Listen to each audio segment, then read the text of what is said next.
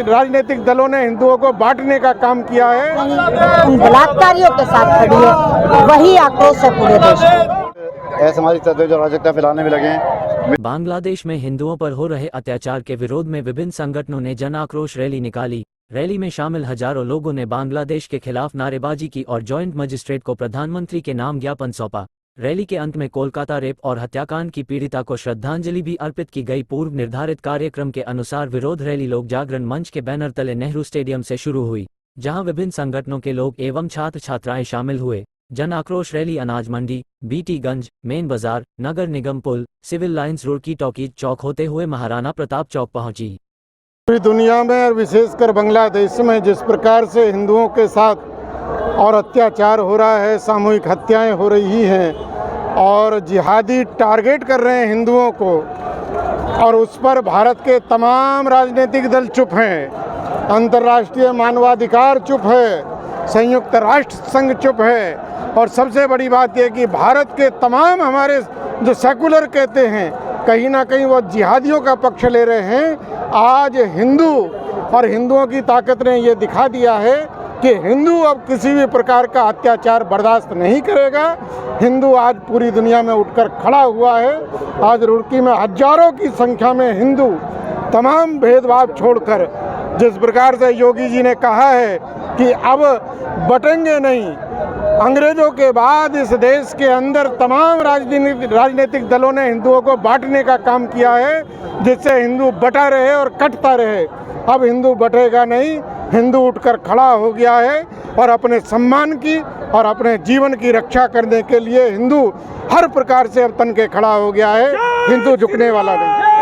जन आक्रोश रैली हिंदू समाज का वो गुस्सा है, हिंदू समाज का वो दुख है कि कहीं भी कुछ भी होता है और पूरे विश्व में, विशेष रूप से मुस्लिम देशों में अत्याचार होने लगता है हिंदुओं के ऊपर, माँ बहनों की असमत छीनी जाने लगती है।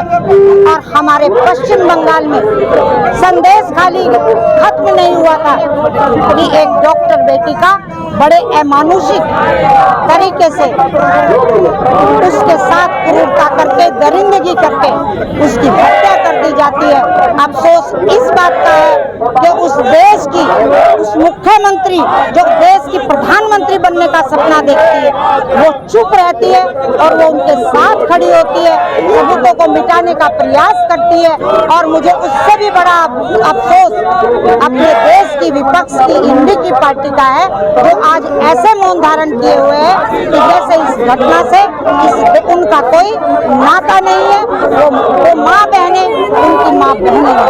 देखिए, कोई भी गलत व्यक्ति कहीं भी हो सकता है, अगर आवश्यकता है उसके साथ में खड़े होने की, उस बेटी को न्याय देने की और उसके ऊपर पोक्सो लगाने की, फास्ट ट्रैक कोर्ट में उसका केस चला करके उसे फांसी दिलाने की प्रत्येक सरकार वो काम कर रही है। पर ममता बनर्जी बेटी के साथ नहीं, उन बलात्कारियों के साथ खड़ी है, वही आक्रोश है पूरे देश में। बंगाल सरकार के प्रति जन आक्रोश रैली निकाली गई है। पूरा देश आज एकजुट हो गया है।